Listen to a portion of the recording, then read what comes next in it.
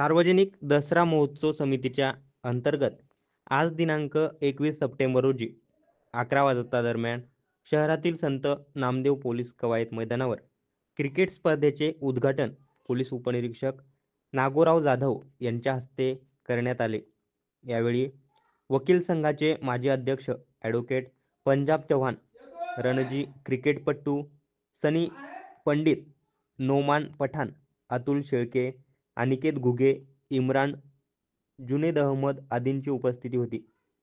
आजचा क्रिकेटचा पहिला सामना परभणी विरुद्ध नांदेड असा लढवण्यात येत आहे। 16 वर्षीय वयोगटातील क्रिकेट स्पर्धेसाठी एकूण 5 संघ आलेले आहेत।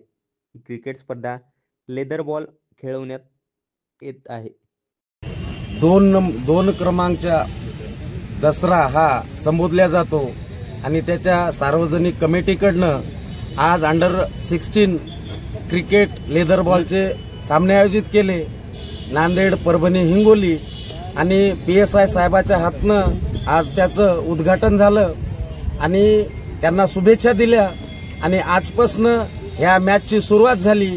कारण आजच आशिया कप भारत-पाकिस्तानचा मॅच सुद्धा आहे सायंकाळी आणि क्रिकेट म्हटलं की सर्व कामं सोडून या खेळाचा आनंद आणि हे खेळीमेळीच्या वातावरणामध्ये भाईचारा निर्माण करण्याचं या जगात कोणतं जर खेळ आणि वैशिष्ट्य असेल तर हे क्रिकेट खेळ आहे।